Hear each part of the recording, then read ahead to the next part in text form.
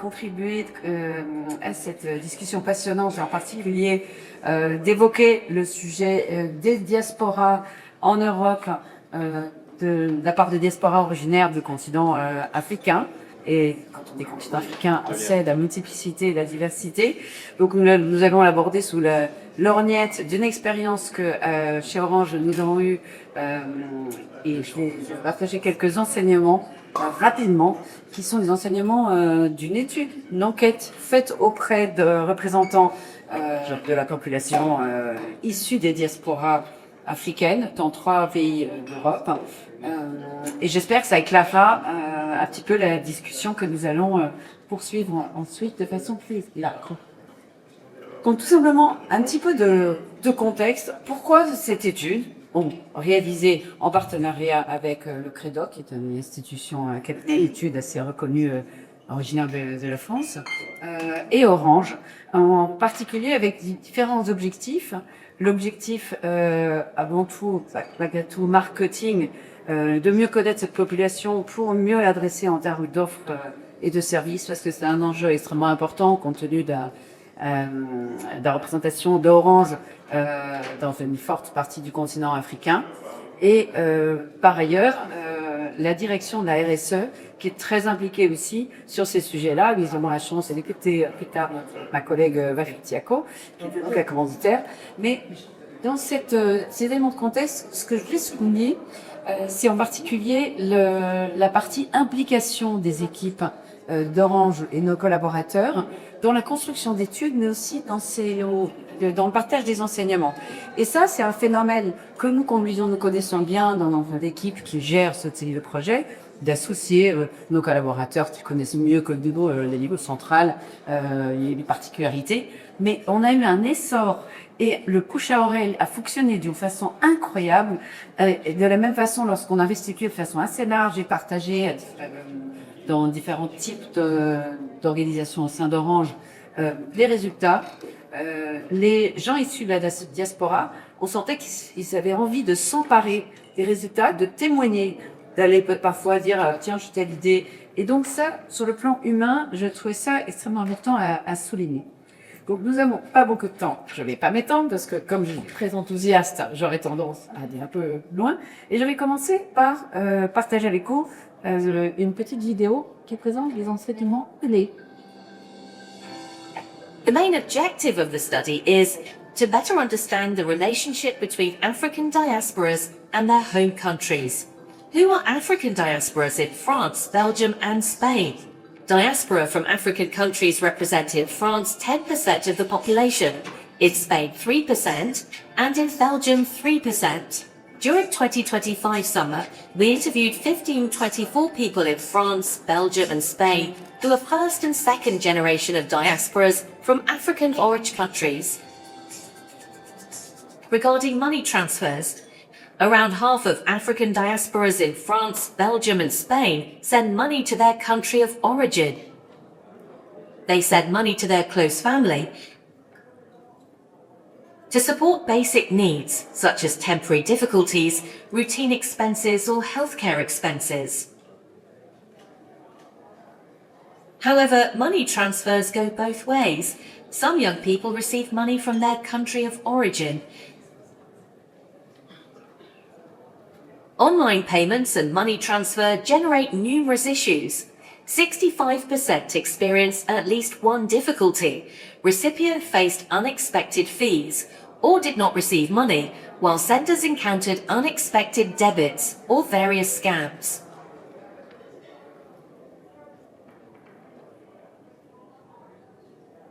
Living here and there. Respondents are divided on the question of a possible permanent return to their country of origin.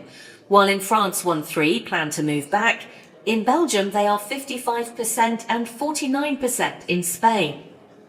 Investments and entrepreneurial activities in Africa. Over a quarter of respondents already started a business or invested in their country of origin, with a strong difference between residence countries, with 43% of Belgian diasporas who invested versus 10% in France, and Gore in South Saharan Africa versus MENA. In total, 40% of respondents plan to develop an economic activity in their country of origin that requires more or less a regular presence. This idea is particularly widespread amongst SSA diasporas, 50%.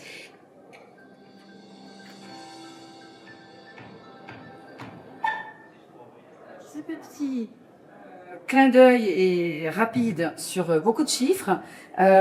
Je voulais juste revenir sur le contexte. Vous avez vu que nous avons réalisé l'étude auprès des populations de 3 différents pays. Et certains chiffres ont peut-être pu surprendre le temps de les voir. Les taux de pénétration des diasporas, enfin de la représentation des diasporas dans ces pays, qui est donné un éclairage ici avec des chiffres variés, un petit peu plus élevés que ce qu'on présentait dans la vidéo, tout simplement parce que les statistiques varient et que ça, c'est un enseignement en soi. De dire combien représente la diaspora, il y a des gens qui sont vraiment vivant en permanence dans un pays d'origine, mais malgré tout, ne sont pas forcément bien couverts par les statistiques nationales. Et donc c'est pour ça que les chiffres sont un petit peu variables, mais rien que le fait que ça soit pas défini, qu'il n'y ait pas une définition harmonisée entre les pays, représente quelque chose et veut dire quelque chose sur comment est-ce qu'on caractérise ces populations. Et du coup, comment on peut aussi capter leurs investissements. On a déjà vu ce chiffre, donc 47% des personnes issues de la diaspora transfèrent de l'argent régulièrement, au moins une fois par an. Ça, voilà, on le sait, c'est très important, c'est pour ça qu'on en discute aujourd'hui. Après, quelle destination? Clairement, les aspects de solidarité et peut-être, dans une certaine façon, pour ce que certains répondants ont exprimé de façon qualitative, il y a une certaine exigence ou une image c'est pas à moi d'en parler, moi j'y transmets simplement ce que les diasporés nous ont dit, nous ont exprimé, et ce que certains dans la salle le connaissent bien mieux. Il y a quand même cette intention de la part des gens restés dans le pays d'origine, que ceux qui sont partis loin ramènent de l'argent. Peut-être pas toujours que pour les besoins absolument essentiels, même si évidemment c'est extrêmement important, comme le montre cette slide suivante, qui est qu'une autre façon de transférer de l'argent, c'est aussi de faire carrément des paiements directs. Et dans ce cas, qu'est-ce que ça couvre? Bah évidemment le bas de la pyramide de Maslow, avec les besoins essentiels, en particulier en ce qui concerne les frais médicaux, les frais de santé, simplement l'alimentation et l'épicerie de base, mais aussi l'éducation, très fortement, à 39%. Je tiens à souligner aussi un point important quand même, c'est aider à rembourser les crédits pour 25% des paiements directs. Donc, qu'en est-il du futur vu par les diasporés? Alors, on a évoqué ce point sur l'envie de retourner au pays. En fait, c'est assez intéressant de voir non seulement le gros écart entre la Belgique et dans ce moindre mesure l'Espagne et la France. Quelque part, est-ce que c'est par la représentation peut-être plus forte des pays MENA, en particulier Maroc, en France? Est-ce que c'est tout simplement la typologie des personnes en Belgique qui fait que le retour est plus souhaité? En tout cas, des partis pris sont assez opposés. Une grosse partie dit surtout pas, je me barre en feu dans le but dans l'Égypte, parce que les autres le souhaitent. Et le souhaitent. Déjà aujourd'hui, certains ont démarré une activité économique, 26%, ce qui est quand même important, et en particulier, de nouveau, pour les pays d'origine d'Afrique subsaharienne, avec une proportion plus importante parmi les hommes que les femmes. Mais enfin, c'est pas complètement neutre non plus auprès des femmes. Et si on se projette un peu plus lointain, de façon un peu plus lointaine, dans les 5 prochaines années, 40% disent oui, je souhaite poursuivre une activité économique. Ça paraît quand même très positif et certes, il s'agit de savoir quelle activité économique, de quelle activité il s'agit.